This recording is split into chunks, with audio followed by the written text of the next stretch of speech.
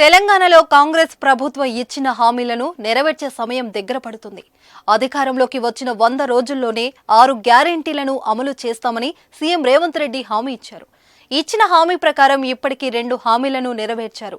మహిళలకు ఉచిత బస్సు ప్రయాణంతో పాటు రాజీవ్ ఆరోగ్యశ్రీ పథకాలు అమలు చేశారు.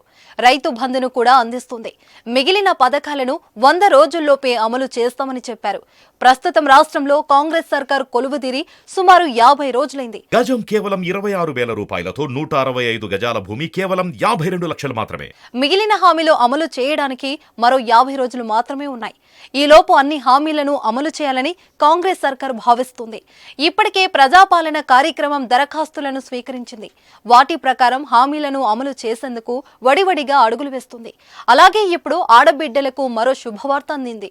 ఎన్నికల సందర్భంగా ఇచ్చిన కళ్యాణ లక్ష్మి షాదీ ముబారక్ పథకంలో భాగంగా ₹1,00,000 నగదుతో పాటు తులం బంగారాన్ని అందిస్తామని హామీ ఇచ్చింది.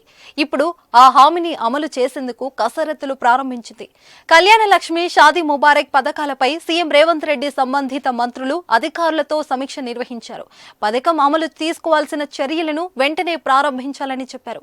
కళ్యాణ మస్తు పథకం ద్వారా నగదుతో పాటు బంగారం అందించేందుకు ఎంత బడ్జెట్ అవుతుందో అంచనా వేయాలని అధికారులను ఆదేశించారు. అనంతరం ఈ పథకాన్ని అమలు చేయనున్నారు. దీంతో కొత్త పెళ్లైన వారు త్వరలోనే 1,00,000తో పాటు 10 గ్రాముల బంగారం అదనంగా పొందవచ్చు. పెళ్లైన అమ్మాయిలందరూ ఈ పథకం కోసం దరఖాస్తు చేసుకోవచ్చు. కళ్యాణ లక్ష్మి పథకం ఎస్సీ, ఎస్టీ, బీసీ, ఈబీసీలను వర్గాలను చెందిన ఆడపిల్లలకు వర్తిస్తుంది. మైనారిటీకి చెందిన అమ్మాయిలు అయితే షాదీ ముబారక్ పేరుతో ఈ పథకాన్ని అమలు చేస్తారు.